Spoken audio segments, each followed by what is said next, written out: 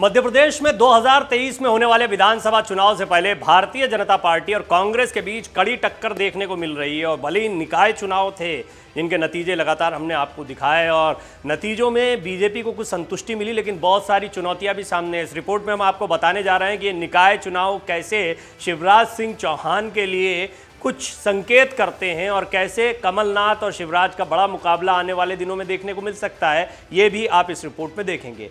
सत्ता का सेमीफाइनल कहे जा रहे थे नगरीय निकाय चुनाव, और कांग्रेस का परफॉर्मेंस पिछली बार से सुधरा है। बहुत अच्छा नहीं है, लेकिन पिछली बार के मुकाबले सुधरा है। सबसे बड़ा उलटफेर ग्वालियर में देखने को मिला है। ग्वालियर नगर निगम भाजपा का गढ़ मानी जाती थी, लेकिन इस बार यहां पार्टी का जादू नहीं चला। ग्वालियर में सिंधिया परिवार की पूरी तरह भाजपाई होने के बावजूद कांग्रेस ने 57 साल बाद अपना महापौर जितवा दिया। दरअसल केंद्र की मोदी सरकार में केंद्रीय मंत्री ज्योतिरादित्य सिंधिया जब कांग्रेस पार्टी का हिस्सा थे, तब भी यहां भाजपा का वर्चस्व कायम था। इस बार जब सिंधिया भाजपा के साथ हैं, तो यहां कांग्रेस ने सेंध लगा दी। यानी यहाँ पर उनके साथ जुड़े हुए पुराने कार्यकर्ता उनसे नाराज है। हालांकि कांग्रेस में रहते हुए खुद उन्हें भी बड़ा झटका लग चुका है। बहरहाल कुल मिला के ये है कि ये बीजेपी के साथ साथ ज्योतिरादित्य सिंधिया के लिए भी बड़ा झटका है। रविवार को आए परिणाम के मुताबिक पहले चरण के 11 में से 7 नगर निगमों में भाजपा का महापौर होगा, जबकि कांग्रेस को जबलपुर, ग्वालियर और पूर्व मुख्यमंत्री कमलनाथ के गढ़ छिंदवाड़ा में जबरदस्त सफलता हासिल हुई है। यही नहीं, प्रदेश के निकाय चुनाव में पहली बार किसी तीसरी पार्टी की एंट्री भी हुई है। आम आदमी पार्टी ने सिंगरौली नगर निगम पर कब्जा कर लिया है। इसके अलावा अजदुद्दीन ओवैसी की पार्टी AIMIM के एक पार्षद ने चुनाव जीता है, और ये पार्टी के लिए किसी उपलब्धि से कम नहीं है। हालांकि दूसरे चरण में 20 जुलाई को 5 नगर निगमों के रिजल्ट आना अभी बाकी है।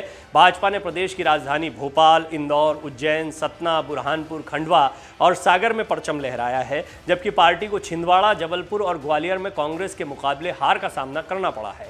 कमलनाथ के गढ़ छिंदवाड़ा में कांग्रेस ने 18 साल बाद वापसी कर ली है। इस सीट के लिए कमलनाथ के बेटे और सांसद नकुल नाथ पूरे समय सक्रिय रहे थे।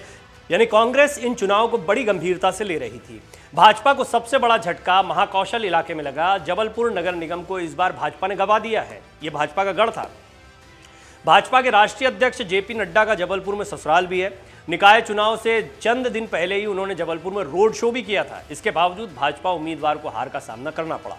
इसके अलावा सिंगरौली में आम आदमी पार्टी ने भाजपा और कांग्रेस को करारी शिकस्त दे दी है। आम आदमी पार्टी मेयर उम्मीदवार रानी अग्रवाल ने यहां से जीत हासिल की है। आम आदमी पार्टी के संयोजक और दिल्ली के CM अरविंद केजरीवाल खुद प्रचार करने सिंगरौली पहुंचे थे।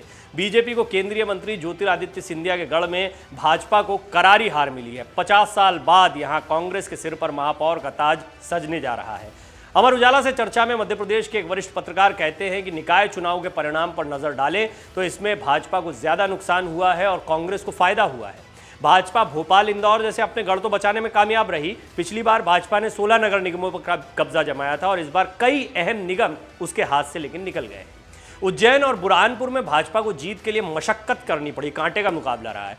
ग्वालियर में कांग्रेस की जीत का असर पूरे अंचल में दिखाई देगा, इसलिए आगामी विधानसभा चुनाव में बीजेपी को यहां कड़ी मेहनत करनी पड़ेगी।